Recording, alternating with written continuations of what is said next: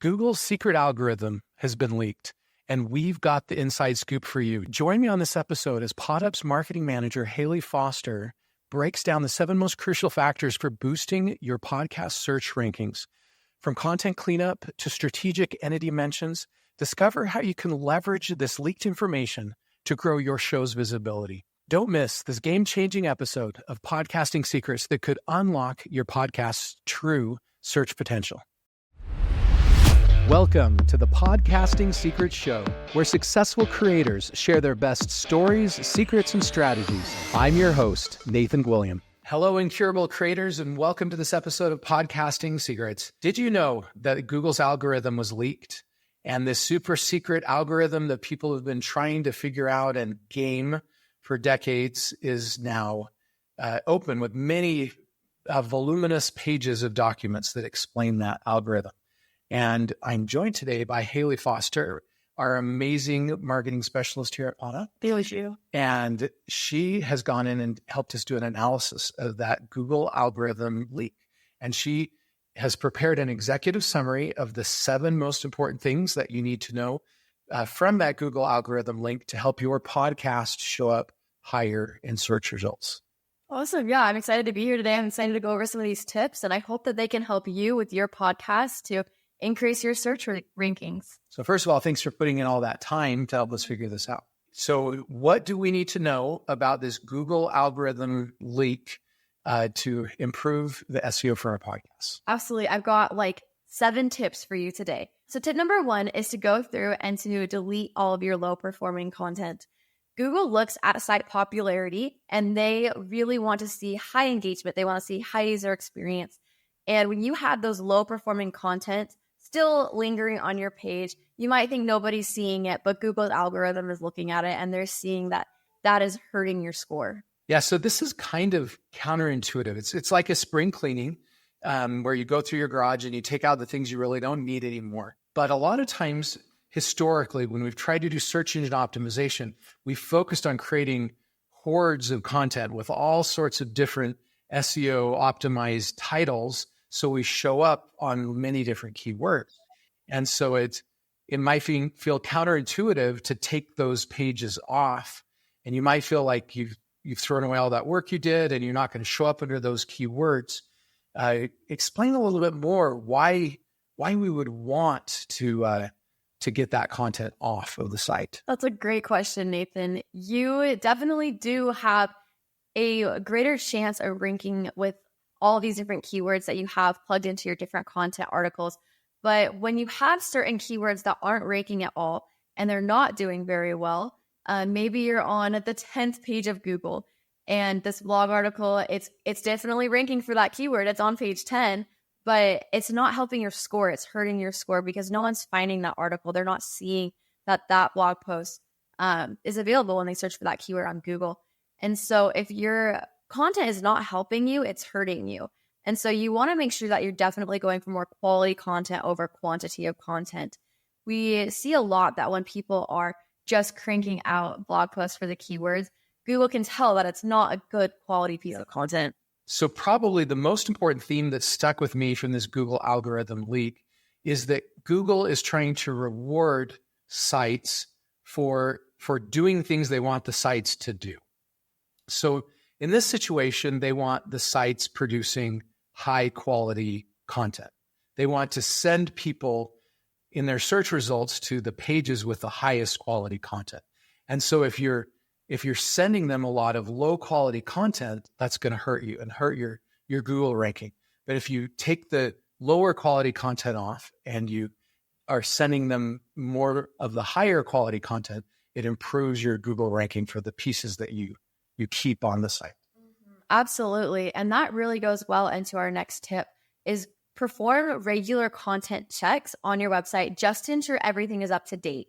We noticed that Google is really particular. If you maybe wrote an article back in 2020 during COVID, and we're talking about present situations and saying, oh, this lockdown right now is horrible, or this current situation, and you're using a lot of present tense in your article, it is going to hurt your score because Google is going to say, oh, they didn't update their content. Their content is not up to date.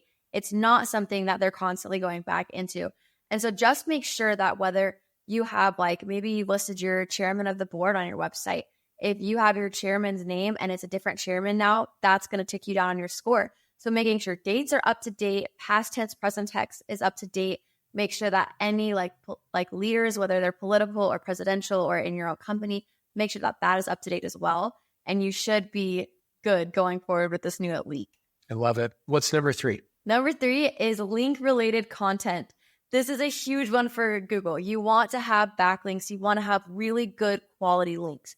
If you have bad quality links, these are just going to hurt your score. These are not good for you. They're not worth your time or your money. And so just make sure that, again, we're obtaining quality over quantity in this situation. Yeah, it's tempting sometimes to go buy links from other people and get links that ultimately could hurt you. There's a story that is probably my favorite story that explains this concept. There was a king, and he was trying to hire a chariot driver to drive him around. And 3 people applied for this job. And the king asked the first person, how far can you drive my carriage away from the edge of the cliff without falling off?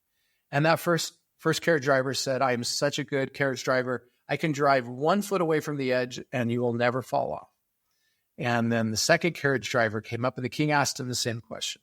And his reply was, well, I can drive with the wheel half on the edge and half off the edge and I will never fall off. And then the third carriage driver, when he came for his interview, he replied, well, king, I'm going to drive your carriage as far from that edge as I possibly can. Which one do you think actually got the job? That applies so well to search engine strategy. Over the years, I've been doing this for 27 years or more, and I've seen people, they try to walk right on the edge of Google search engine strategies, right? They try to do follow the Google rules, but kind of bend the rules as much as they can and get away with what they can. And then Google changes their algorithm. Google catches them and they fall off the edge of the cliff and they end up losing their business. It's catastrophic for those people. And so the best search engine strategy is to create great content, to do what Google is never going to want to remove from its search engine, and that's create highly valuable, high quality content. And they're looking for signals that help them identify that high quality content. And one of those are high quality links. When other people want to link to you, they're telling Google, this is high quality content, right? I want to help other people find it. When you go buy content in other places, that's faking that behavior because people aren't really recommending your content. And Google does not want to reward those fake links that are falsely giving them those signals. I love that story. Thank you for sharing that, Nathan. That perfectly relates. Okay, let's go to number 4. All right, number 4, you want to make sure that you're mentioning entities in your content, and this is going to help you build a strong online presence. So what does Hayley mean by entities?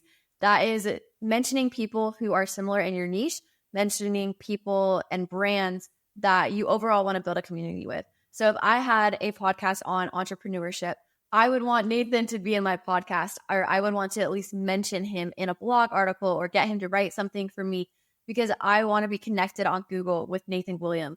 I want to be connected with people in my niche and show Google that I do have a personal brand and I do have a lot of value in my content, so much that Nathan's willing to help me out. Today's episode of Podcasting Secrets is brought to you by PodAllies, the done-for-you podcasting services solution. When I speak with CEOs about their podcast, one of the most common comments that I hear is that they know they need a podcast, but they don't have time.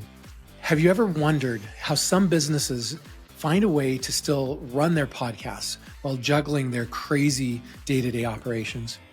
The secret might be simpler than you think. Let me introduce you to PodAllies. This is a service that's changed the game for businesses in the podcasting world.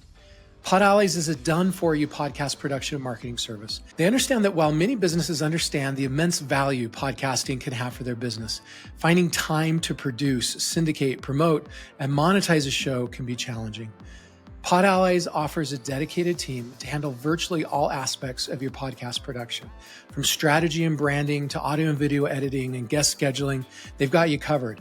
They even take care of creating blog posts, transcripts, and syndicating your content across multiple platforms.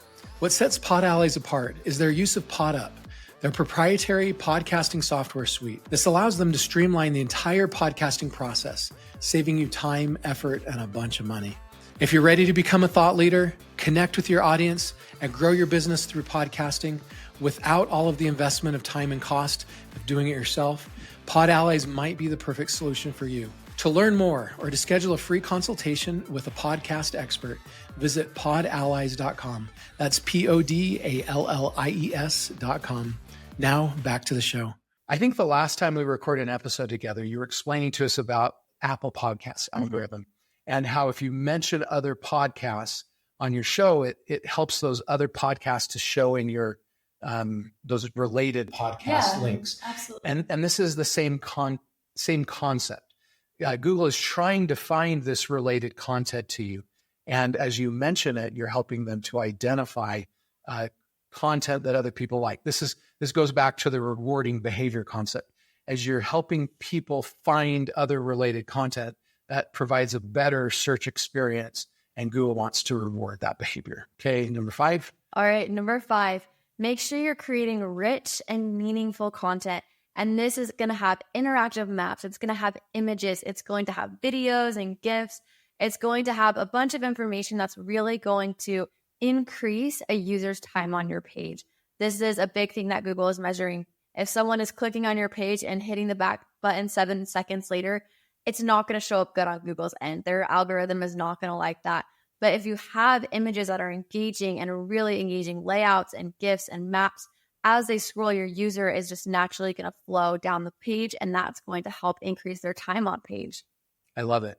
The opposite of creating this meaningful, rich content is just shallow content. And there's a lot of people that have created search engine fodder. They've hired teams of people in other countries to write 500-word articles that have very low quality. We've all seen those articles. Google does not want to send people to those shallow articles. They want to send people to deep, rich content.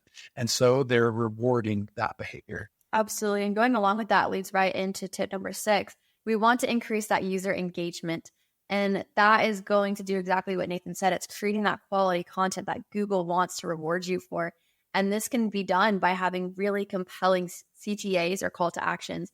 So when we have these compelling call to actions, it's going to not just increase time on page, but on your website. It's going to pull people into that funnel or that next step that you want to get them to. And so not only is it going to reward you, but it's also going to help you in Google's search algorithm. So we talked a little bit earlier about how Google is looking for signals of great content. They look for things like people linking to you, we mentioned earlier, to know what the great content is. This is one of those other signals. If people go through your content and then they actually take action, they buy, they join your newsletter, they sign up for the product or service that you're talking about, that call to action that they're taking is an indicator that you really did a good job with the content of that page. Hayley, what are some of the best types of calls to action that people might include to improve their responses and therefore their SEO? Yeah, absolutely. I think it's really dependent on your brand. I know with some previous clients that I worked for, they had really fun brands that had a lot of puns and it really drew their audience in. And so Get Started didn't necessarily work for those brands. They had some really fun calls to action, such as try me right now, or try this look, or anything kind of along that where it was a little bit more creative. Yeah. But there's also been brands where that does not work. They want you to cut right to the point. They want you to just say, get started. One that I really like is get started with our free trial. That's one where it shows like, oh, like, what am I getting started with? Oh, it's a free trial. And so those more cut and clear call to actions can do better for some businesses. So I think if you just take a step back and analyze what is going to work best for your business, that's the right call to action for you, whether it's a fun, creative one, whether it's got a pun in it, whether it's kind of goofy or silly, or whether it's very business, it's very to the point, it's very clear. But ultimately, I do think you should communicate that next step. So even though with those fun call to actions, we're still telling them they're going to try this look or they're going to try this on. And with the free trial example, we're telling them they're going to sign up for a free trial. And so just really find ways that you can inform your user of what action you're wanting them to take. And obviously with a good call to action, you have to have good, compelling copy above it. And so you need to have explained why they should take that call to action, why they should be excited to try it or to move forward. Yeah, one of the best marketing words, the highest performing marketing words, is the word free. And if there is an appropriate way for your brand, you might want to test that word in your CTAs. Another really good strategy is lead magnets. You've seen these. They're like an ebook download or a cheat sheet download or a free course or a free video or something that people sign up for. You may think what kind of content or something else that you could give away for free as a lead magnet to get them to take action. That might improve the response of your CTAs. Okay, what's number 7? All right, our last tip today is that your image quality on your website matters. So you need to have original, high quality images that enhance your article, whether it's a blog article, a summary of your podcast, and that really adds value to the content. This is really important because Google is going through, and stock images are huge right now. AI images are huge. And so being able to have original images, maybe you took it yourself, maybe it's a screenshot from your podcast episode that you guys recorded. Just make sure that your images are really high quality and that they really do add value to your article.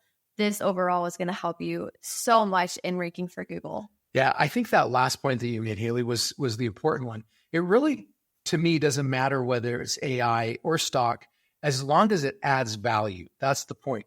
A lot of times people put these low quality images in that really don't have a lot, that don't add a lot to that article. So if you're going to use AI, make sure you're creating an image in AI that adds value to the piece of content that's there, that makes it something that people want to see. Think about Facebook, right? If you go to Facebook classifieds and you're trying to sell something and you just write text about it, right?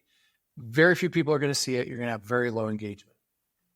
Comparatively, if you went in and you posted some really good images of that thing you're trying to sell and then wrote a description about it, your conversion rate and your engagement rate with that piece of content you post on Facebook is going to be much higher.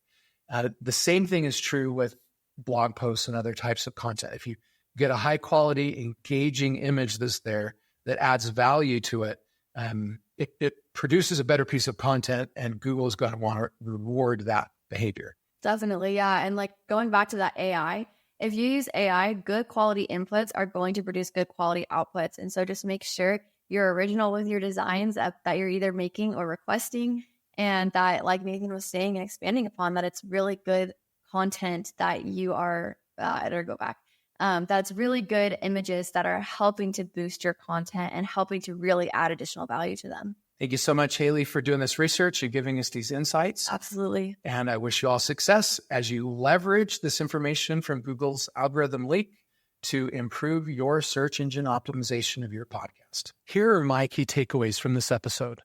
Number 1, Google's algorithm link has revealed important insights for improving podcast SEO and search rankings.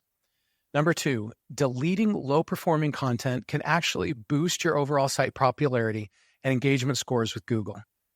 Number 3, regular content checks are crucial to ensure your website information is up to date, as outdated content can hurt your Google ranking.